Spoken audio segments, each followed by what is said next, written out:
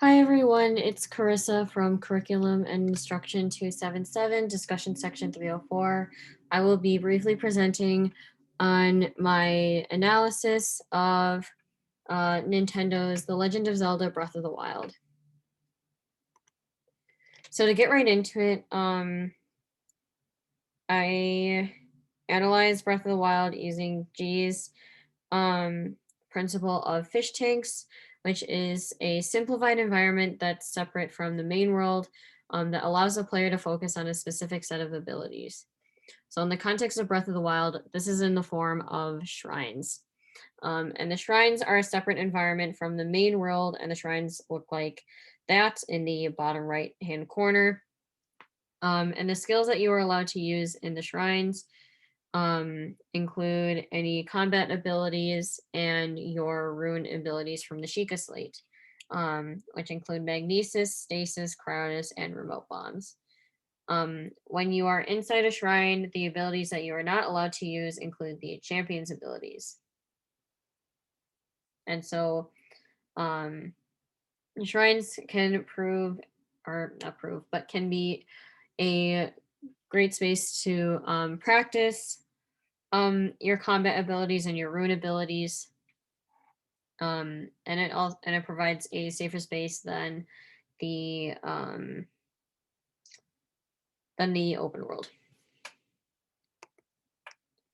So skills as strategies. According to Guy, players are more willing to continually practice skills when there's an overarching goal in mind.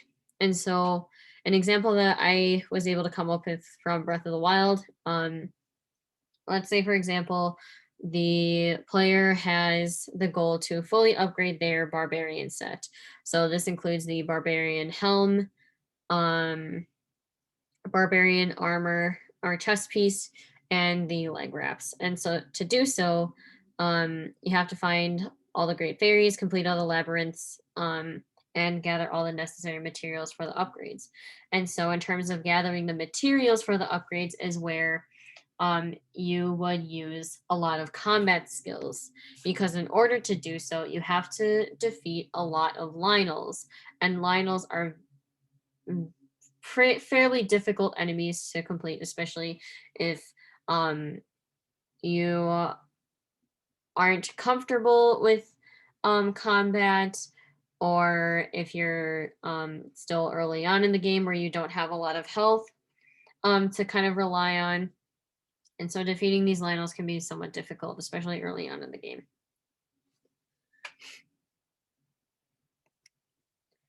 So moving on to customization, which is the game's ability in allowing the player to experiment with different playstyles and goals. And in the context of Breath of the Wild, this is essential to their open world game design. And what I mean by open world is that in Breath of the Wild, if you can see something in the distance and you want to investigate it, you can go there. It doesn't matter how you get there or when you get there. And there's a lot of freedom in the game to do those kind of things. And in terms of different players like different play styles or strategies, these are most salient in or most apparent when players are completing shrines, defeating enemies, or simply just traveling from destination to destination. In terms of other theories outside of Guy's principles, there's immersion in the game through soundscapes. And soundscapes are a musical composition that can allow a listener to study the characteristics of a specific environment. Now, in context of Breath of the Wild, this is highly relevant to the player experiencing changes in situations and environments. So for example, a player could be walking through the field and just minding their business and going about their day. But then they are spotted by an enemy. And when they're spotted by an enemy, this triggers the soundtrack to change to a different tune. And this soundtrack change can alert the player that they've been spotted by an enemy.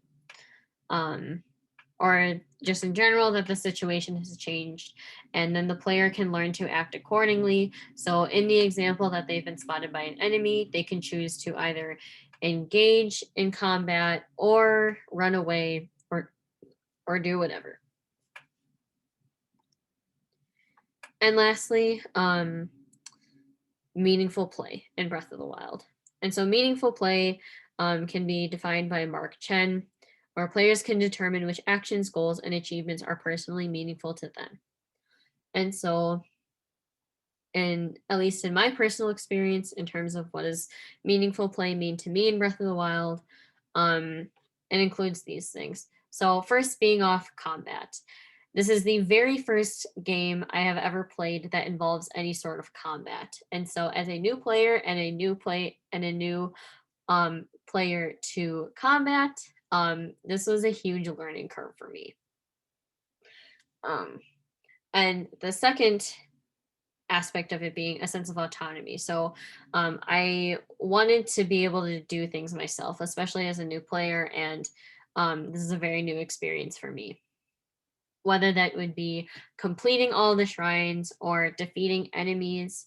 Um, like I wanted to be able to feel like I could do it myself without any online guides or even my significant other help giving me tips because he's played the game before and he actually observed me playing the game throughout the semester.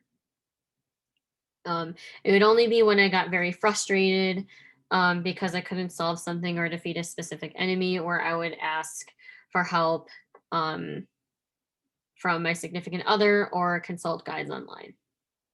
And in terms of completionism, um, that kind of goes into the sense of autonomy of wanting to do things myself. And so, oop, um, sorry about that.